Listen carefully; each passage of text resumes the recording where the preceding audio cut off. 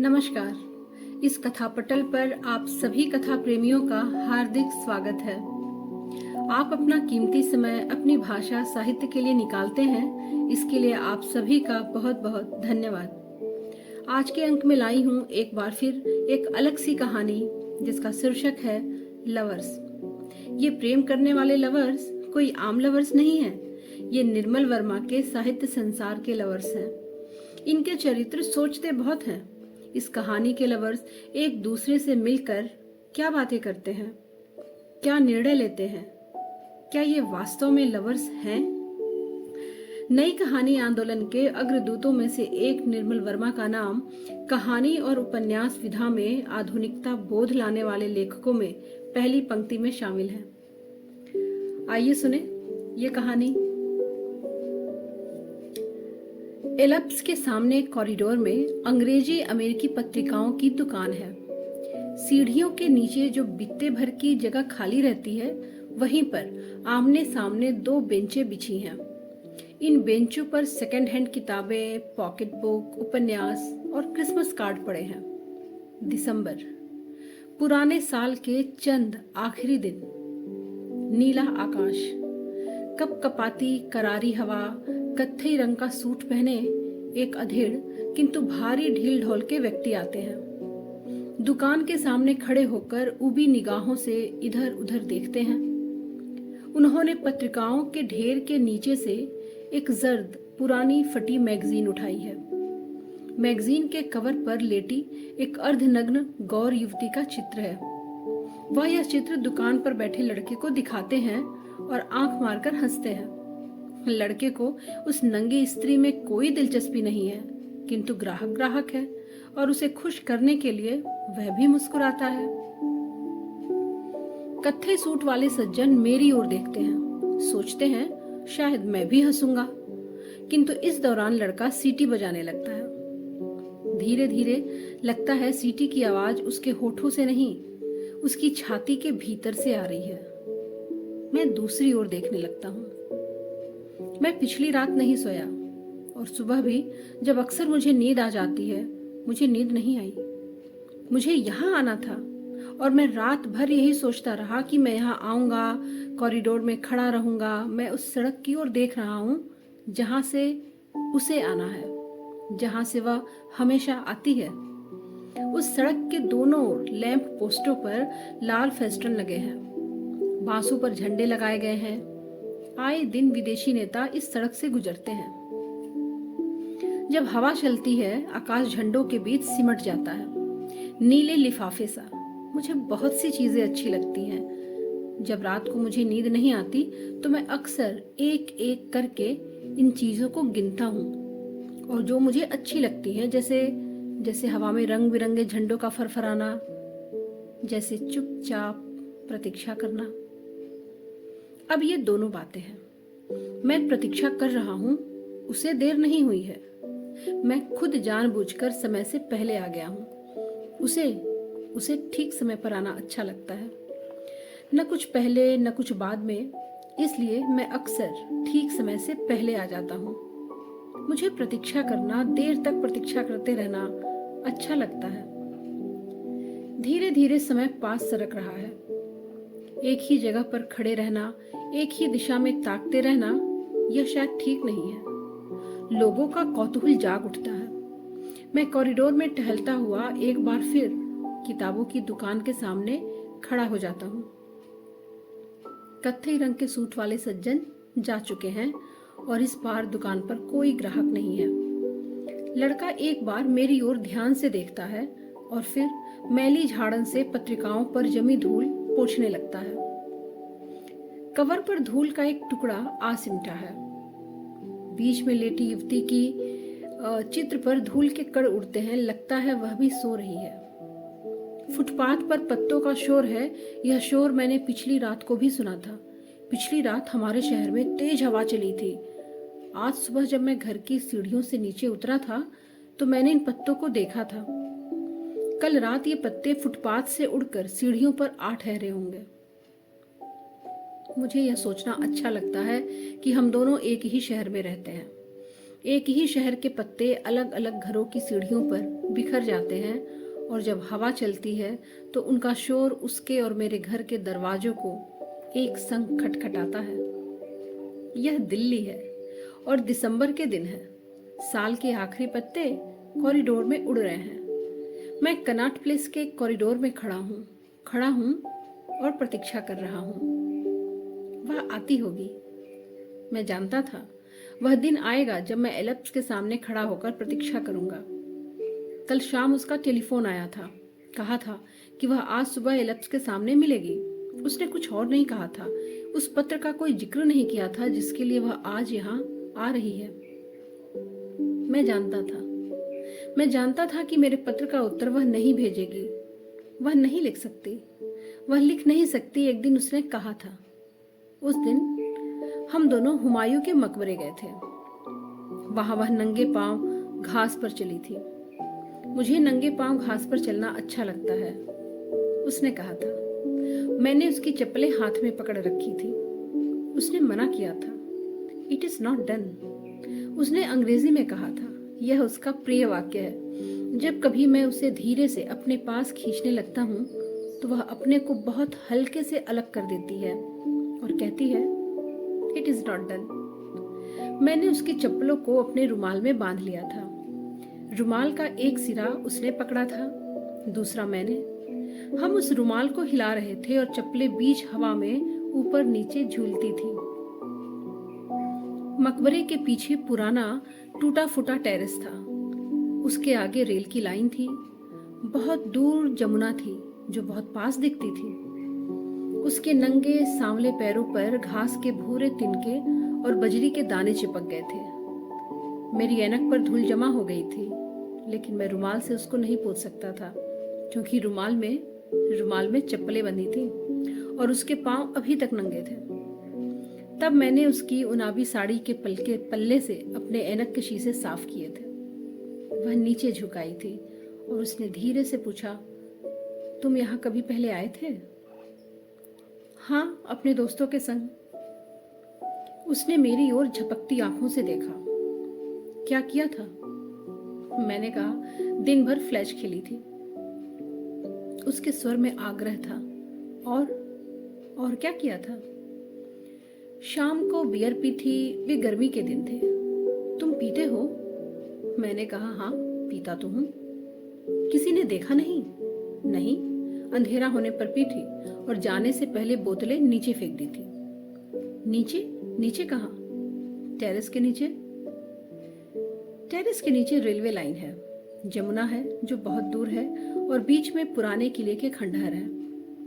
बहुत शुरू का मौन है और सर्दियों की धूप है जो किले के भग्न झरोखों पर ठगी सी ठिठकी रह गई है। वह शुरू दिसंबर की शाम थी और हम हुमायूं के मकबरे के पीछे छोटे टेरेस पर बैठे थे। बाईं ओर पुराने किले के टूटे पत्थर थे। धूप में सोते से सामने उबड़ खाबड़ मैदान था जिसे बाढ़ के दिनों में जमुना भिगो गई थी और वहां चूने सी सफेदी बिछल आई थी। जब वापस आने लगे तो वह सीढ़ियों पर उतरती हुई सहसा ठिठक गई। तुमने देखा? उसकी आंखें कहीं पर टिकी थी। उधर हवा में उसकी निगाहों पर मेरी आंखें सिमट आई थी। उसने हाथ से दूर एक पक्षी की ओर संकेत किया। वह मकबरे की एक मीनार पर बैठा था, चुपचाप निरीह आंखों से हमें देख रहा था। यह नीलकंठ है, तुमने कभी देखा है? उसने बहुत धीरे से कहा। नीलकंठ को देखना बड़ा शुभ माना जाता है। क्या हम दोनों के लिए भी? मैं हंसने लगा। मेरी हंसी से शायद वह डर गया और अपने पंख फैलाकर गुंबद के परे उड़ गया। क्या हम दोनों के लिए भी? यह मैंने कहा नहीं, सिर्फ सोचा था। कुछ शब्द हैं जो मैंने आज तक नहीं कहे। पुराने सिक्कों की तरह वे जेब में पड़े रहते हैं। न उन्हें फेंक सकता हूं, न भुला पाता हूं। जब वह आई तो मैं उसके बारे में नहीं सोच रहा था। मैं क्रिकेट के बारे में, सिनेमा के पोस्टरों के बारे में, कुछ शब्दों के बारे में सोच रहा था जो कुछ देर पहले मैंने दीवार पर पढ़े थे। ऐसा अक्सर होता है। प्रतीक्षा करते हुए मैं उस व्यक्ति को बिल्कुल भूल जाता हूँ जिसकी मैं प्रतीक्षा कर रहा हूँ। सामने जो पेड़ों की कतार है वह सिंधिया हाउस की क्रॉसिंग तक जाती है और वहां ट्रैफिक लाइट लाल से गुलाबी होती है, गुलाबी से हरी। जब वह आई तो मुझे कुछ भी पता नहीं चला था। मैं ट्रैफिक लाइट को देख रहा था और वह मेरे पास चली आई थी, बिल्कुल पास, बिल्कुल सामने। उसने काली शॉल ओढ़ रखी है और उसके बाल सूखे हैं। उसके होठों पर हल्की, बहुत ही हल्की लिपस्टिक है, जैसी वह अक्सर लगाती है। उसने पूछा, तुम क्या बहुत देर से खड़े हो? मैं तुमसे पहले आ गया था। कब से इंतजार करते रहे? मैंने कहा, पिछले 1 हफ्ते से। वह हंस पड़ी। नहीं, मेरा मतलब यह नहीं था।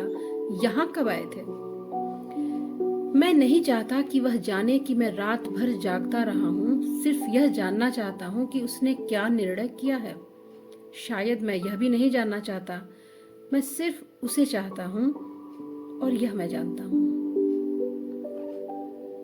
हम दोनों एल्प्स की तरफ बढ़ जाते हैं। दरवाजे पर खड़ा लड़का हमें सलाम करता है। वह दरवाजा खोलकर भीतर चली जाती है। मैं क्षण भर के लिए बाहर ठिठक जाता हूँ। लड़का मुझे देखकर मुस्कुराता है। वह हम दोनों को पहचानने लगा है। उसने हम दोनों को कितनी बार यहाँ एक संग आते देखा है। हम बाहर से आए हैं, इसलिए सब कुछ अंदर धुंधला सा लगता है। बाहर दिसंबर की मुलायम धूप है। जब कभी दरवाजा खुलता है, धूप का एक सांवला सा धब्बा खरगोश की तरह भागता हुआ घुस आता है और जब तक दरवाजा दोबारा बंद नहीं होता, वह पियानो के नीचे दुबका सा बैठा रहता है। उसने पूछा, आज अखबार में देखा? मैंने सिर हिला दिया। ना, शिमले में बर्फ गिरी है, तभी कल रात इतनी सर्दी थी। उसने कहा, मैं सारी खिड़कियां बंद करके सोई थी। कल रात मैं जागता रहा था, मैंने सोचा, और बाहर सूखे पत्तों का शोर होता रहा। दिसंबर के दिनों में बहुत से पत्ते गिरते हैं, रात भर गिरते हैं। उसने पूछा, तुमने बर्फ देखी है निंदी? हाँ, क्यों? सच? आश्चर्य से उसकी आंखें फैल गईं। मैंने कहा, तब मैं बहुत छोटा था, अब तो कुछ भी याद नहीं रहा। उसने हंसकर कहा, तुम अब भी छोटे लगते हो जब तुम फुल स्लीव का स्वेटर पहनते हो। उसने अपना छोटा सा पर्स पास की खाली कुर्सी पर रख दिया और अपने दोनों हाथ शॉल से बाहर निकाल लिए। वह मेरे स्वेटर को देख रही है, मैं उसके हाथों को। उसके दोनों हाथ मेज पर टिके हैं। लगता है जैसे वे उससे अलग हों। वे बहुत नर्वस हैं, आधे खुले हुए, आधे भिजे हुए। लगता है वे किसी अदृश्य चीज को पकड़े हुए हैं। हम कोने में बैठे हैं, जहां वेटर ने हमें नहीं देखा। सुबह इतनी जल्दी बहुत कम लोग आते हैं। हमारे आसपास की मेज कुर्सियां खाली पड़ी हैं। डांसिंग फ्लोर के दोनों ओर लाल शेड से ढके लैंप जले हैं। दिन के समय इनसे अधिक रोशनी नहीं आती। जो रोशनी आती है वह सिर्फ इतनी कि आसपास का अंधेरा दिख सके। कुछ फासले पर डांसिंग फ्लोर की दाईं ओर जॉर्ज और उसकी फियांस ने मुझे देख लिया है और मुस्कुराते हुए हवा में हाथ हिलाया है। जॉर्ज एल्प्स का पुराना ड्रमर है। 10:30 बजे ऑर्केस्ट्रा का प्रोग्राम आरंभ होगा। तब तक वह खाली है। वह जानता है मैं आज इतनी सुबह यहाँ क्यों आया हूँ। वह मुझसे बड़ा है, मेरी सब बातें, खुली छिपी सब बातें जानता है। उसने मुझे देखा और मुस्कुराते हुए अपनी फियांस के कानों में कुछ धीरे से फुसफुसाने लगा। वह अपना सिर मोड़कर गहरी उत्सुक आंखों से मुझे और उसे देख रही है। उसकी आंखों में एक अजीब सा कौतूहल है। यदि जॉर्ज उसकी बाह को खींचकर झिंझोड़ न देता तो शायद वह देर तक हम लोगों को देखती रहती। मेरे एक हाथ में सिगरेट है जिसे मैंने अभी तक जलाया नहीं। दूसरा हाथ टांगों के नीचे दबा है।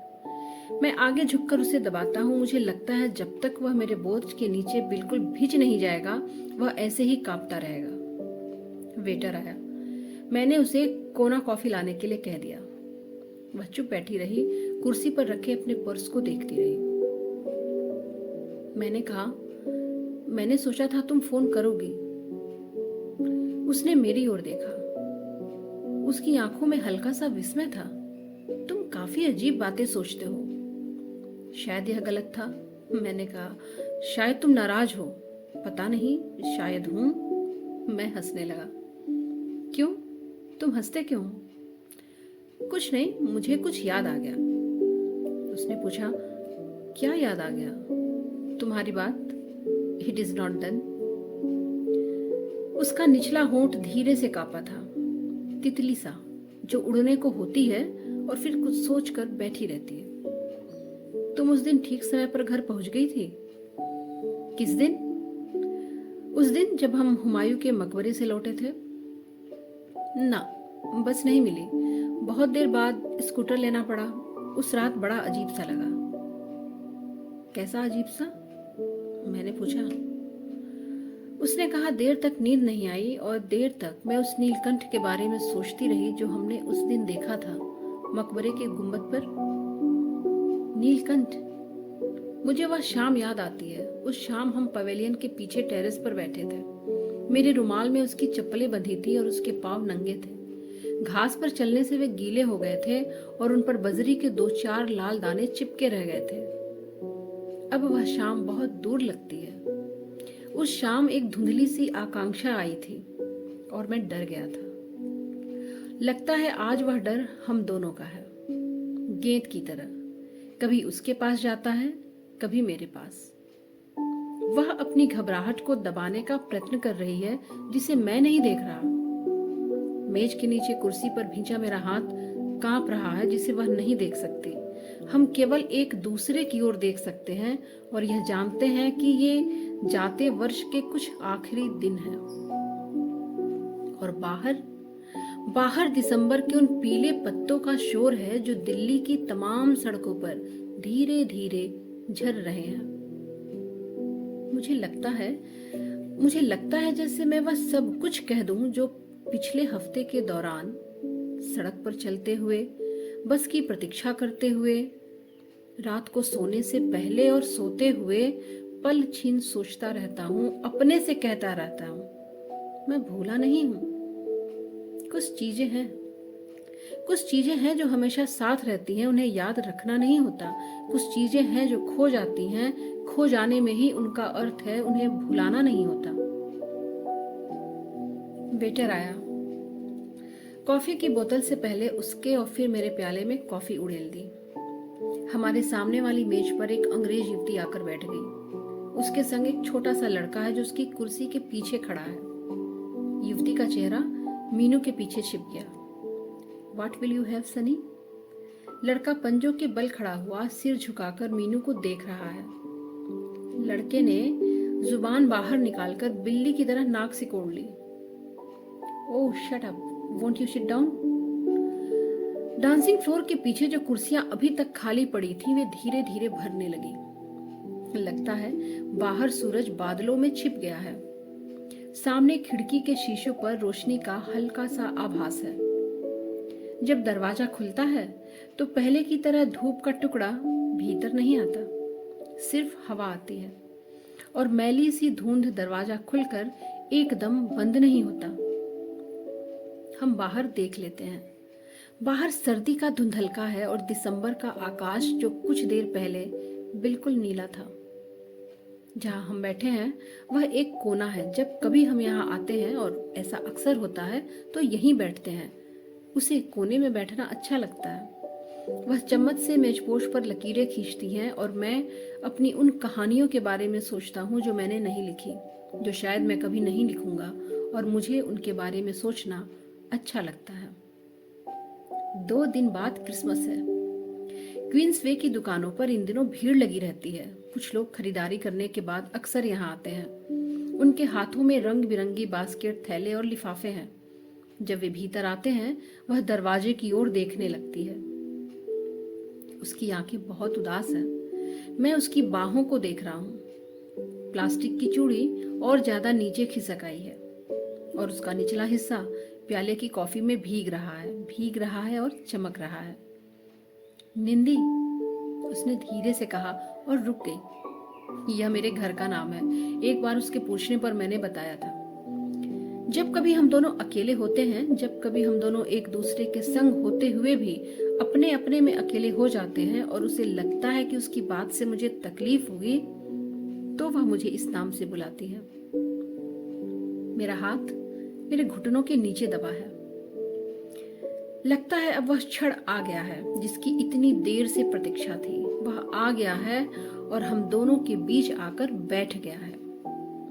निंदी, यह गलत है, उसने धीरे से कहा, इतना धीरे से कि मैं हंसने लगा। तुम क्या इतनी देर से यही सोच रही थी? निंदी, सच। वह भी हंसने लगी, किंतु उसकी आंखें पहले जैसी ही उदास है। मैंने इस तरह कभी नहीं सोचा था निंदी। किस तरह? मैंने पूछा। जैसे तुमने मुझे लिखा था, मैंने उसे कई बार पढ़ा है निंदी। यह गलत है, सच बहुत गलत है निंदी। उसने मेरी ओर देखा। उसके बाल बहुत रूखे हैं और होठों पर हल्की, बहुत हल्की लिपस्टिक है, जैसे वह लिपस्टिक ना हो, सिर्फ होठों का रंग ही तनिक गहरा हो गया हो। वह मेरी ओर देख रही है। निंदी, तुम, उसने आगे कुछ कहा जो बहुत धीमा था। मैंने उसकी ओर देखा। उसने अपनी 2 उंगलियों में रुमाल कसकर लपेट लिया था। निंदी, सच तुम पागल हो, मैंने कभी ऐसे नहीं सोचा। Not in that way, not in that way. ये 4 शब्द बहुत ही छोटे हैं, आसान हैं, और मैं अचानक खाली सा हो गया हूं और सोचता हूं जिंदगी कितनी हल्की है। मैंने उसकी ओर देखा। उसकी आंखों में बड़े बड़े आंसू थे, जैसे बच्चों की आंखों में होते हैं, किंतु उन आंसुओं का उसके चेहरे से कोई संबंध नहीं। वे भूले से निकल आए हैं और कुछ देर में ढुलकने से पहले खुद ब खुद सूख जाएंगे और उसे पता भी नहीं चलेगा।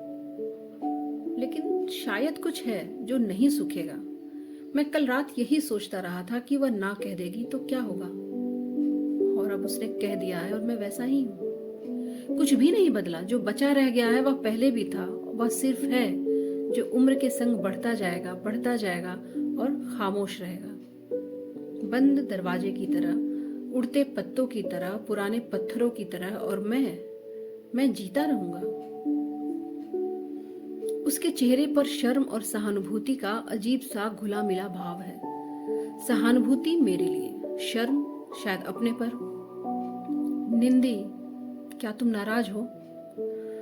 हाँ, मैं अपना सर हिलाता हूँ। तो तुम अब मुझे बुरा समझते होगे? मैं हंस देता हूँ। अब मैं बिल्कुल शांत हूँ। टांगों के नीचे मेरा हाथ कांप नहीं रहा। जब हम यहाँ आए थे तब सब कुछ धुंधला धुंधला दिख रहा था। लगता था जैसे सपने में मैं सब कुछ देख रहा हूँ। सपना अब भी लगता है। उसकी शॉल, उसकी सफेद मुलायम बाहें, लेकिन अब वे ठोस हैं, वास्तविक हैं।